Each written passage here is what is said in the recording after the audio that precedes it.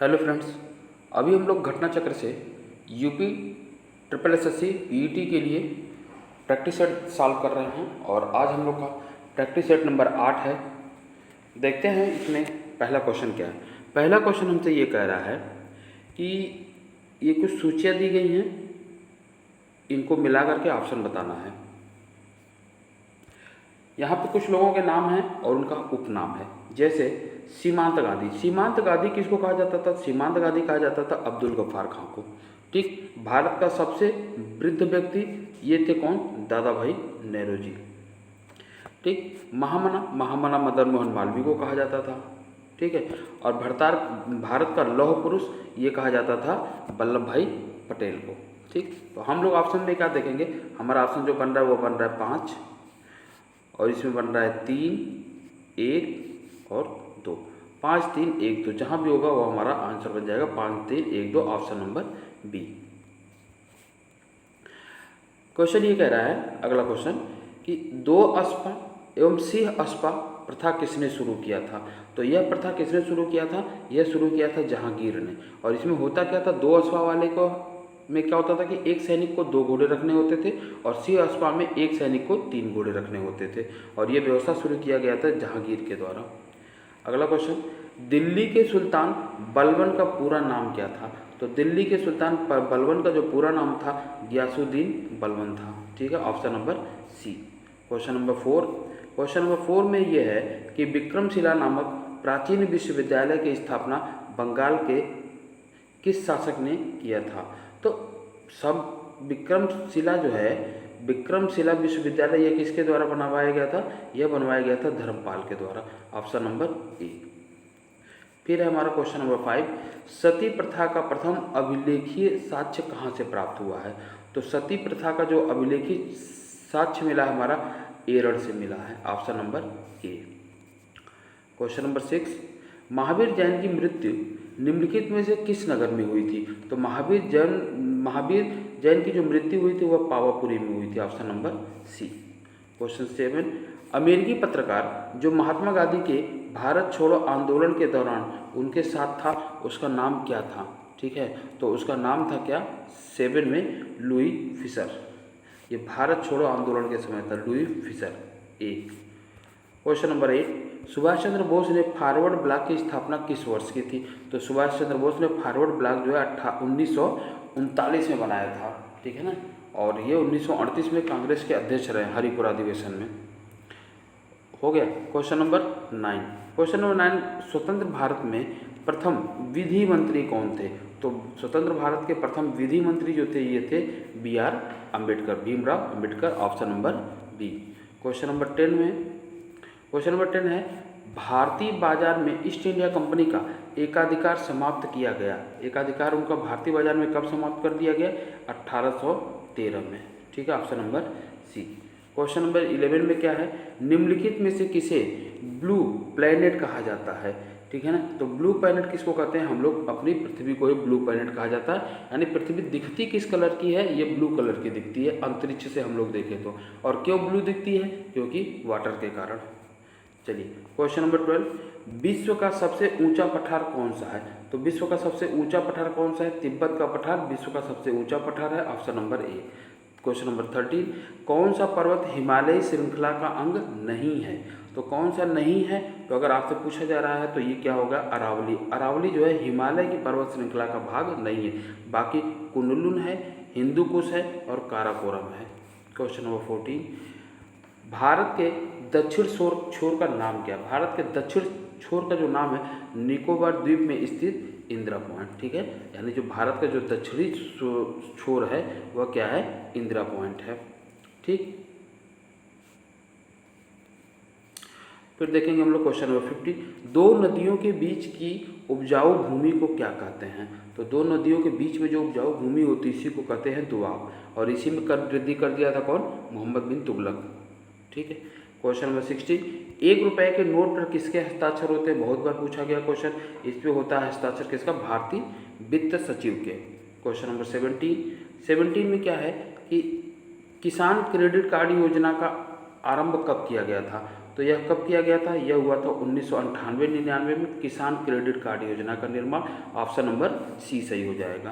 Question number 18, केंद्र सरकार के राजस्व का मुख्य स्रोत क्या है? तो केंद्र सरकार के राजस्व का मुख्य स्रोत जो है वस्तु एवं सेवा कर है। Option number D. Question number 19, Bharat में दशमलव मुद्रा प्रणाली कब से शुरू की गई? तो भारत में दशमलव मुद्रा प्रणाली अप्रैल 1957 से शुरू किया गया है। Option number A. ठीक है, अब आते हैं क्वेश्चन नंबर बी। 20 में क्या है कि नई अर्थव्यवस्था नीति NEDP के अंतर्गत 18 जनवरी 2017 को खाली जगह में उद्यमिता विकास योजना EDS का शुभारंभ किया गया। यह कहाँ किया गया? तो यह मिजोरम में किया गया। Option number B. Question number 21, निम्नलिखित में से कौन सा संशोधन अधिनियम मिनी संविधान माना जाता है? तो मिनी संविधान कौन सा माना जाता है? 42वां संविधान संशोधन 1976 को माना जाता है। तो इसके लिए हमारा कौन सा ऑप्शन सही हो जाएगा? इसमें सही हो जाएगा ऑप्शन नंबर सी, 42वां संविधान संशोधन 1976। क्वेश्चन नंबर 22, किस संविधान संशोधन अधिनियम द्वारा संपत्ति का अधिकार मूल अधिकार नहीं रहा? तो यह कौन था? 44वां संविधान संशोधन। Option number A. और ये हुआ कब था? 1978 में हुआ था। ठीक है, आइए क्वेश्चन नंबर 23। क्वेश्चन नंबर 23 में यह है कि भारतीय संविधान में निम्नलिखित में से किस भाग में सामाजिक एवं आर्थिक लोकतंत्र को सुनिश्चित किया गया है? तो ये कहाँ सुनिश्चित किया गया है? 23वीं सी राज्य नीति के निदेशक सिद्धांत। Option number C. और ये लिया कहाँ गया है? आयरलैंड से। ठीक है, क्वेश्चन नंबर 24, लोकतांत्रिक विकेंद्रीकरण का आशय है। लोकतंत्री विकेंद्रीकरण का आशय क्या होता है? स्थानीय सरकार। क्वेश्चन नंबर 25 में अंतिम अपीली न्यायालय कौन सा है? तो अंतिम अपीली न्यायालय जो है वह है उच्चतम न्यायालय। Option number D. Question number 26, ध्वनि नहीं गुजर सकती। ध्वनि वहाँ से नहीं गुजर सकती जहाँ पे मीडियम ना हो, यानी निर्वात से। Option number D. Question number 27, computer की भाषा में रैम का पूर्ण रूप क्या होता है? यानी रैम का फुल फॉर्म क्या होता है? तो इसका फुल फॉर्म होता है random access memory. Option number B. Question number 28 में यह है कि निम्नलिखित में से कौन सा एसिड चींटी के काटने में मौजूद रहता है? तो चींटी के काटने में कौन सा एसिड मौजूद रहता है? फार्मिक एसिड होता है। Option number A. Question number 29, मनुष्य के शरीर में कुल कितनी हड्डियां होती हैं? तो एक वयस्क मनुष्य के शरीर में 206 हड्डियां होती हैं। Option number B. फिर देखिए क्वेश्चन नंबर 30, चेचक के लिए टीके या वैक्सीनेशन का आविष्कार किसने किया था? तो जो चेचक का टीका था उसको किसने बनाया था? एडवर्ड जेनर ने। Option number C. फिर देखते हैं क्वेश्चन नंबर 31, दो संख्याओं का योग 37 है और उनके वर्गों का योग 185 है, तो दोनों संख्याओं का अंतर क्या होगा? तो ऑप्शन नंबर 31 में ए हो जाएगा 5। ठीक है, अगला क्वेश्चन, एक भिन्न का हर उसके अंश से 3 अधिक है। यदि अंश में 7 की वृद्धि कर दी जाए और हर में 2 की कमी कर दी जाए तो परिणाम में 2 प्राप्त होता है। तदनुसार उस भिन्न के अंश तथा हर दोनों का योग कितना होगा? ठीक है, तो क्वेश्चन नंबर 32 में जो होगा वह हो जाएगा B. Option number 13, option number B. ठीक है, क्वेश्चन नंबर 33। क्वेश्चन नंबर 33 में जो कह रहा है इसका ऑप्शन क्या सही हो जाएगा? इसका सही हो जाएगा बी 576। ठीक, क्वेश्चन नंबर 34 में कह रहा है एक संख्या में 30% की वृद्धि की गई, फिर 25% की कमी आई, फिर 25% की वृद्धि की गई, संख्या में कितने प्रतिशत की शुद्ध वृद्धि या कमी की गई? तो क्वेश्चन नंबर 34 में हो जाएगा बी 22% की। ठीक है, पहले इसमें क्या कर रहा है? 30% बढ़ा दे रहा है। तो जब आप 30% बढ़ा देंगे तो क्या हो जाएगा? जैसे आप पहले 100 है, 100 से 30% बढ़ाएंगे तो ये कितना हो जाएगा? 130, और फिर 130 से आपको 25% घटा देना है। तो 25% घटा देंगे तो जो 130 का 25% कितना होगा? तो 100 का 25% 25 हुआ और 30 का 25% हो गया 7.5। ठीक है, तो पहली बार में 22.5 घट जाएगा और उसके बाद दोबारा जो बचा उसका फिर से 25% घटा देने के लिए कह रहा है। तो इस तरह से हम लोग इसका आंसर जो आएगा कितना आएगा? 22.5% की वृद्धि हो जाएगी। ठीक है, 100 पर 30% पहले बढ़ाना है, फिर 25% घटाना है और फिर 25% बढ़ा देना है। एकदम सीधा सीधा सा सवाल है। ऐसे अगर नहीं हो पा रहा है तो हम लोग इसको कहाँ करेंगे? जहाँ पे मैथ का सॉल्यूशन हम लोग देखेंगे सेपरेट वीडियो में, वहाँ इसको देख लेंगे। Question number 35। क्वेश्चन नंबर 35 में ये कह रहा है कि 45 विद्यार्थियों के औसत अंक 66 पाए गए। यदि 2 विद्यार्थियों के अंक 82 और 46 के स्थान पर गलती से क्रम से 28 और 64 लिए गए हों तो सही औसत क्या है? तो 35 में जो सही औसत होगा वह होगा डी 66.8। 36 में देखेंगे सदैव शब्द में कौन सी संधि है? सदैव शब्द में कौन सी संधि है? यहाँ पे 36 में हो जाएगा सी वृत्ति संधि। और क्वेश्चन नंबर 37 जानने की इच्छा रखने वाला के लिए एक शब्द बताइए। तो जानने की इच्छा रखने वाले के लिए होता है जिज्ञासु। क्वेश्चन नंबर 38 में क्या है? निम्नलिखित में से एक वाक्य अशुद्ध है। तो 38 में जो अशुद्ध है वह क्या है? इस बात का स्पष्टीकरण करना आवश्यक है, ठीक है ना, ये अशुद्ध है। क्वेश्चन नंबर 39 में होगा दाता शब्द का स्त्रीलिंग बताइए। तो दाता शब्द का स्त्रीलिंग होता है दात्री, option number C. Question number 40 देखिए भिन्नार्थक शब्द का चयन कीजिए, यानी इसमें जो भिन्न है, अलग है, वह बताइए। तो इसमें अनिल जो है अलग है, बाकी पावक, अनल और प्रसानु एक ही हैं, ठीक है ना। आइए क्वेश्चन नंबर 40 में ये पैसेज है, पैसेज को पढ़ेंगे और इसके आंसरों को हम लोग देंगे।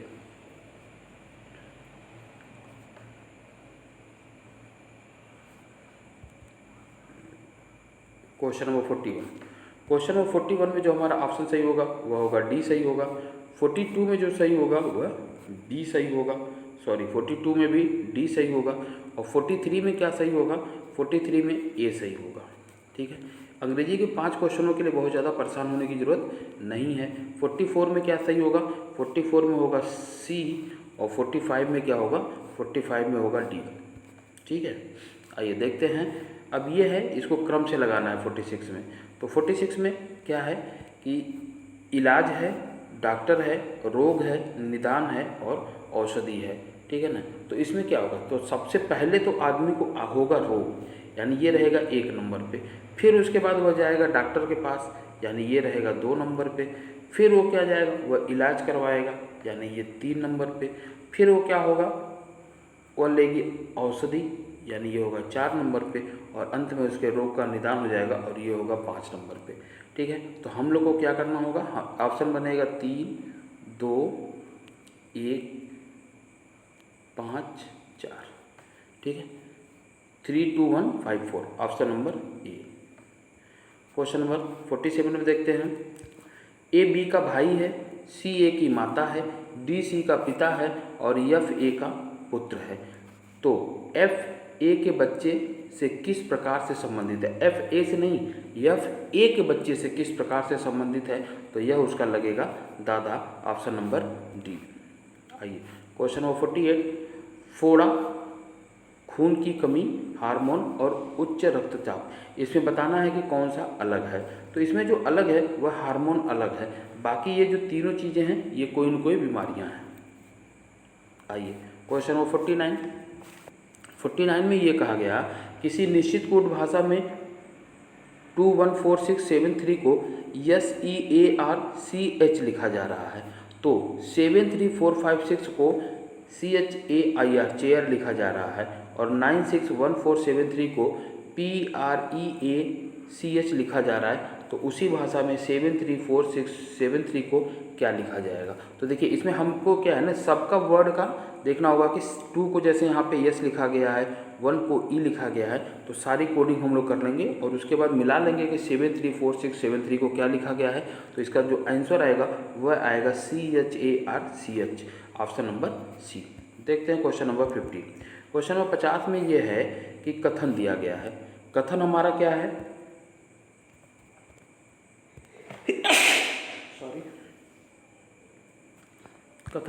एक कथन दिया गया है, सभी पार्क स्कूल हैं और कोई भी स्कूल कॉलेज नहीं है। अब यहाँ पे जो निष्कर्ष है, वो निष्कर्ष हमारे पास 2 दिए गए हैं। कोई भी कॉलेज स्कूल नहीं है, कुछ स्कूल पार्क हैं और कोई भी पार्क कॉलेज नहीं है। तो इनमें से क्या सही होंगे? या तो पहला सही होगा, दूसरा सही होगा, तीसरा सही होगा, सब सही होंगे। तो हम लोग ये देखेंगे। तो क्वेश्चन नंबर 50 में हमारा जो सही होगा वह सही होगा डी, कि सभी निष्कर्ष अनुसरण करते हैं, option number D. Question number 51 जून 2021 में संपन्न ICC विश्व टेस्ट चैंपियनशिप के पहले संस्करण का फाइनल मुकाबला कहाँ खेला गया? तो क्वेश्चन नंबर 51 में जो होगा वह कहाँ खेला गया? ए, साउथम्पटन में option number A. Question number 52 में है 7 मई 2021 को किसने पांडिचेरी के नए मुख्यमंत्री के रूप में शपथ ग्रहण किया है? तो पांडिचेरी का नया मुख्यमंत्री कौन बना है? वो बने हैं एन रंगास्वामी। ठीक है ना। फिर देखते हैं 53 के बिड़ला फाउंडेशन द्वारा किसे 30वां व्यास सम्मान दिया गया है? तो 30वां व्यास सम्मान किसे दिया गया? प्रोफेसर शरद पगारे को। क्वेश्चन नंबर 54 में है मई 2021 में विकसित डिपकोवैन क्या है? ठीक है ना। तो डिपकोवैन क्या है? यह है कोविड-19 की एंटीबॉडी डिटेक्शन किट। ठीक।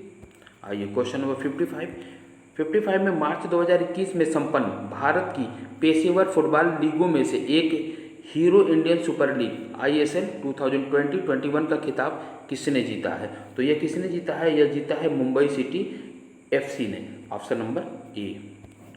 क्वेश्चन नंबर 56 जून 2021 में किस राज्य में कोविड-19 संक्रमण के कारण अपने माता पिता को खो चुके बच्चों की सहायता के लिए मुख्यमंत्री वात्सल्य योजना शुरू की गई है? यानी बेसिकली जानना चाह रहा है कि मुख्यमंत्री वात्सल्य योजना किस राज्य ने शुरू किया है? तो यह शुरू किया गया है क्वेश्चन नंबर 56 में बी, उत्तराखंड के द्वारा। ठीक है। आइए क्वेश्चन नंबर 57 मई 2021 में फ्लोरिडा USA में आयोजित 69वें मिस यूनिवर्स प्रतियोगिता 2020 में किसे मिस यूनिवर्स चुना गया है? तो ये चुना गया है एंड्रिया मेजा को। ऑप्शन नंबर सी 57 में। क्वेश्चन नंबर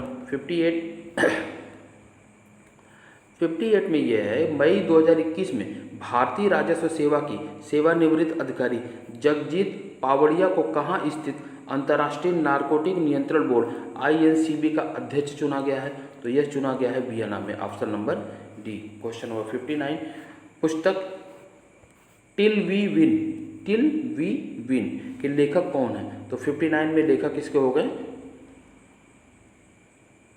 59 में इसको कई लोगों ने मिल करके लिखा है। ठीक है ना। तो 59 में जो इसके ऑप्शन बनेंगे वो बनेगा ऑप्शन नंबर डी, यानी डॉक्टर रणदीप गुलेरिया ने, डॉक्टर चंद्रकांत लहरिया ने और डॉक्टर गगनदीप कांग ने। ये बहुत ही इंपॉर्टेंट है, इसको याद कर लीजिएगा। क्वेश्चन नंबर 60 ASBC UK द्वारा ISO 9001-2015 गुणवत्ता प्रबंधन मानक प्रमाणन प्राप्त करने वाला देश का पहला चिड़ियाघर बन गया है। वह कौन है? तो वह है Nehru zoological park. Option number C.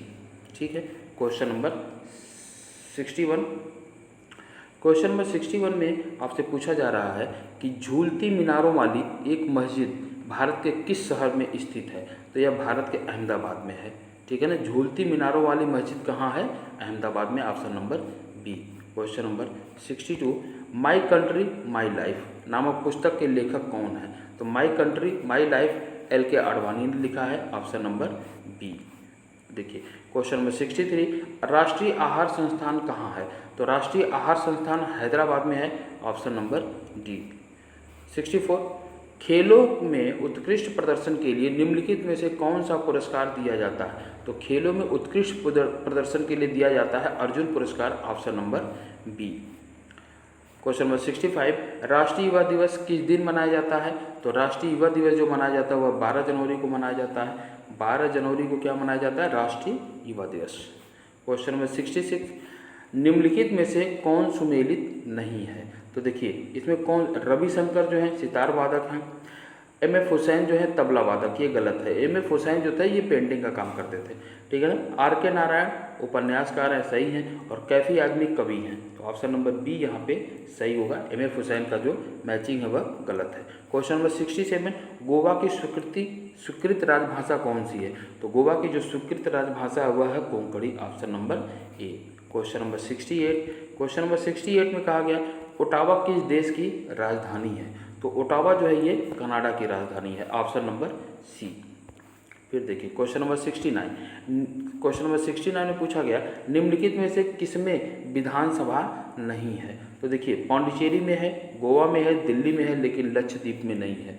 ठीक है ना। तो कहाँ पे नहीं है? तो Lakshadweep. Option number D. Question number 70 में कहा गया भारत में लोकनायक की पदवी के साथ कौन संबंधित है? तो लोकनायक की पदवी जो है जय नारायण प्रकाश को दिया गया है ना, जय प्रकाश नारायण को दिया गया, ऑप्शन नंबर सी। आइए, ये एक गद्यांश है हिंदी का, इसको पढ़ेंगे और ऑप्शन देखेंगे। कहा जा रहा है मनु बहन ने पूरे दिन की डायरी में लिखी, लेकिन एक जगह लिख दिया सफाई वगैरह की। ठीक, गांधी जी प्रतिदिन डायरी पढ़कर उस पर अपने हस्ताक्षर करते थे।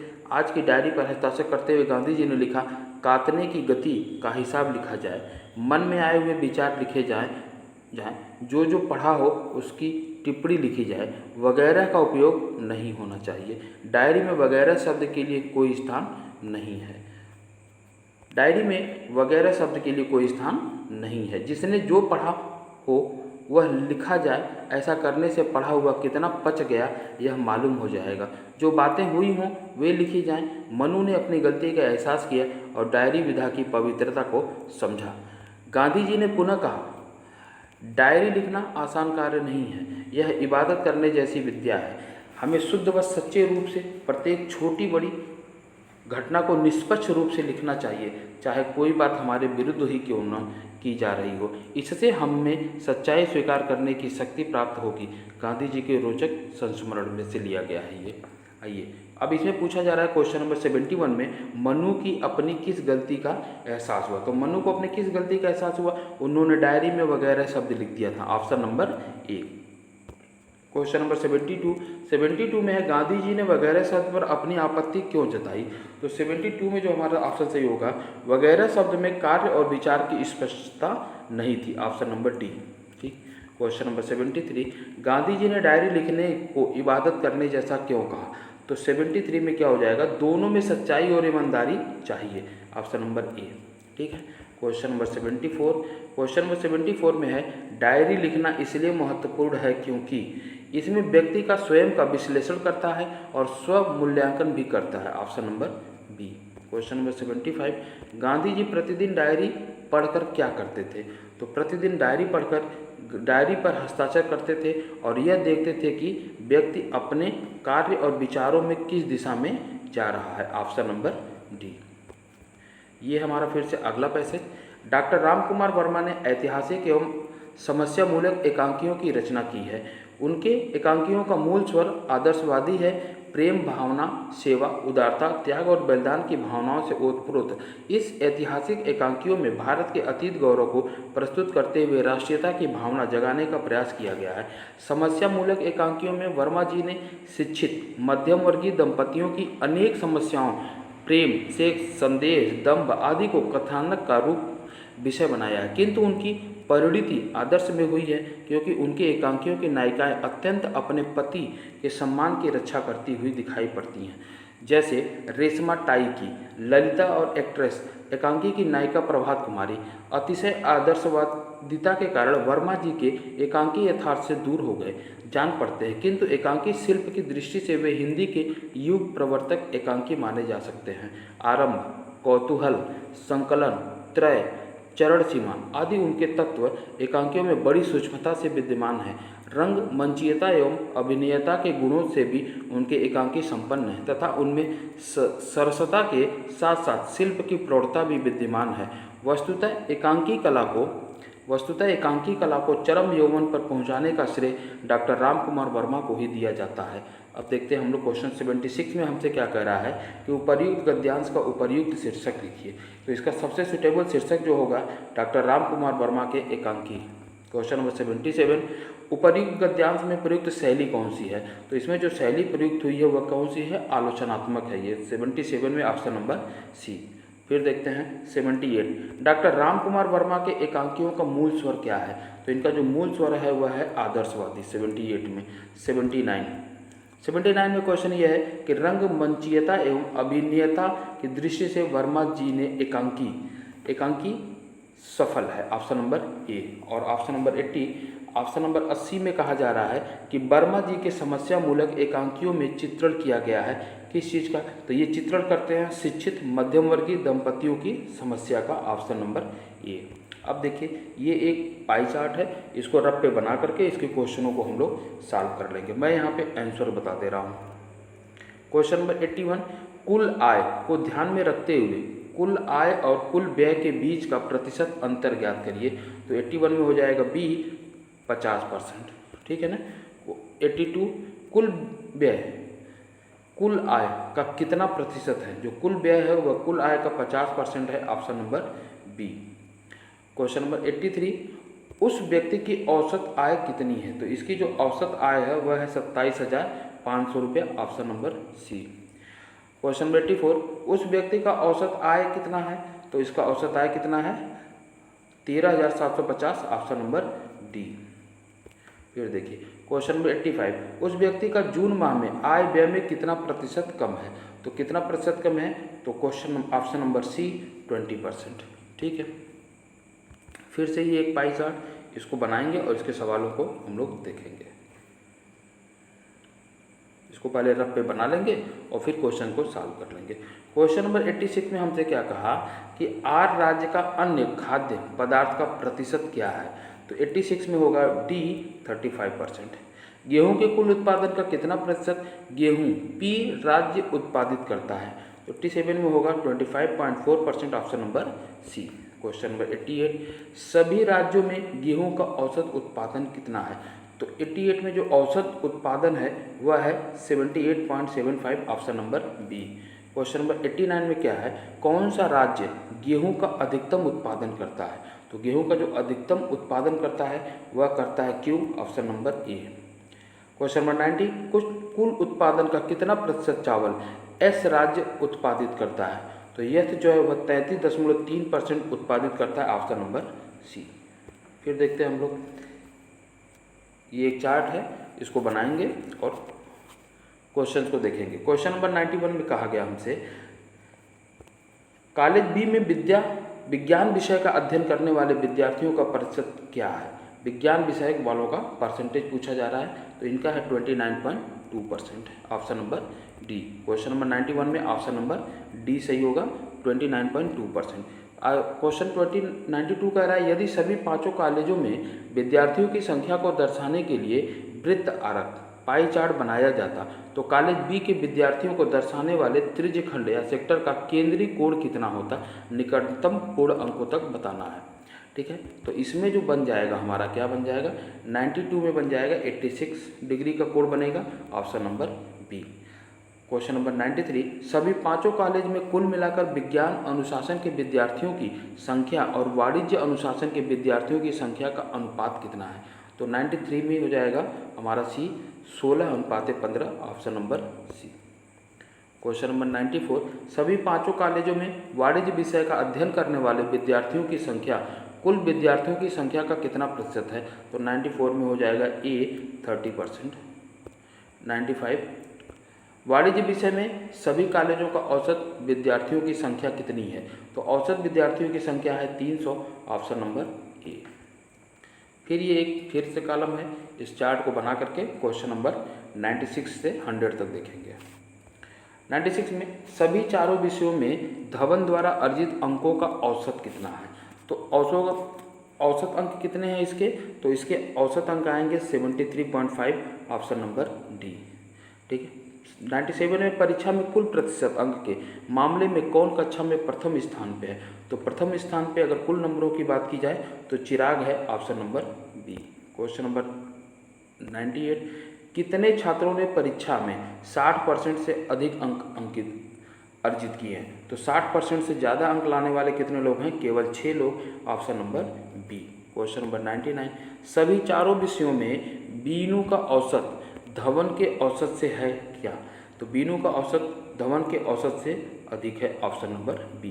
क्वेश्चन नंबर 100 सभी छात्रों का गणित विषय में औसत प्राप्तांक दशमलव के एक स्थान तक कितना है, तो ये है 67.1, option number D. Question number 100 में क्या होगा, ऑप्शन नंबर डी 67.1। मिलते हैं हम लोग अगली वीडियो में, तब तक के लिए थैंक यू, और प्लीज़ मेरे चैनल को लाइक शेयर और सब्सक्राइब जरूर करें। धन्यवाद।